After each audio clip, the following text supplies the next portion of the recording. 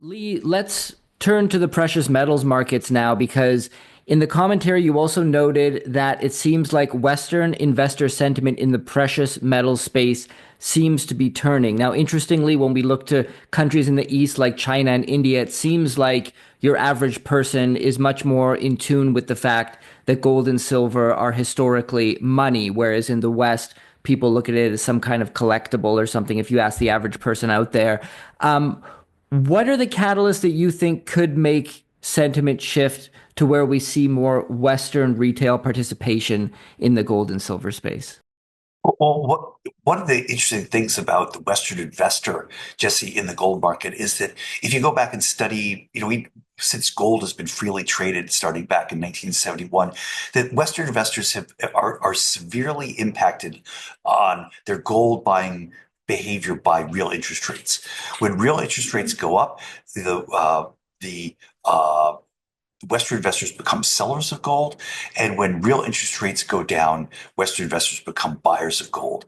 And this is explained just about every gold behavior move by Western investors, like I said, going all the way back to 1971. In the cycle over the last 10 years, real interest rates started to go up back in 2011 after the financial crisis. And not so much the interest rates went up, but inflation went down.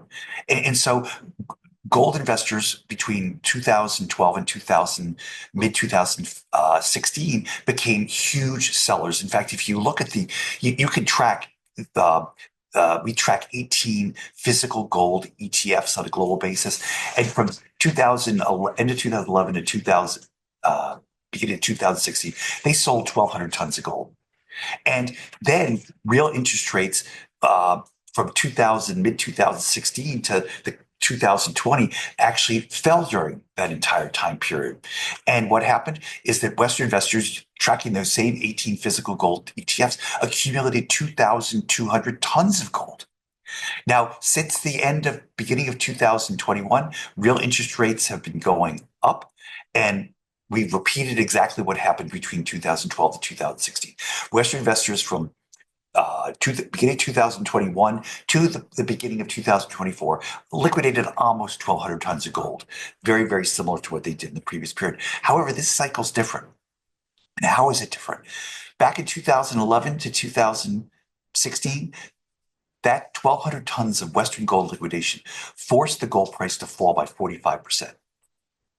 This 1,200 tons of gold price liquidation from when it started to it ended, the gold price didn't fall 45%. The gold price was actually 10 to 15% higher. Now, how did that happen? Well, that's the central banks have come in as buyers. And of course, in the last couple of years, we've seen a huge surge of central bank buying. Basically, central banks are now, in 2022, 2023, and in 2024 were all record years for central bank buying of gold. Now, what is going on and what is causing that huge surge in central bank buying? Well, we believe and Adam mentioned before when he was talking about how this cycle is very, very similar to all the other cycles.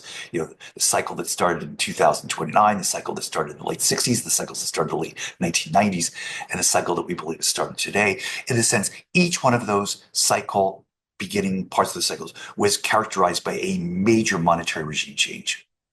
And we believe we're on the cusp of a major monetary regime change. We don't know what it is. We can speculate it on what it might be. But the funny thing is there's something going on behind the scenes. And I think that something is the fact that the whole world is preparing itself for a significant, huge monetary regime change that is going to devalue financial assets, devalue money versus dollar versus gold and versus hard assets.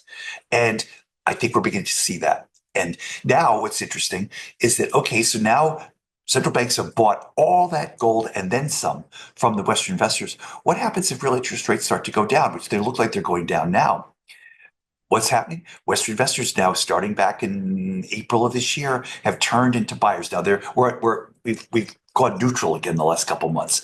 But the funny thing is, it looked like we've now turned back into buyers. And the funny thing is, now you've got central bank buyers competing with the Western investor who has returned. And I believe that that's going to force the gold price higher. And I think that's going to be the world that we live in going forward.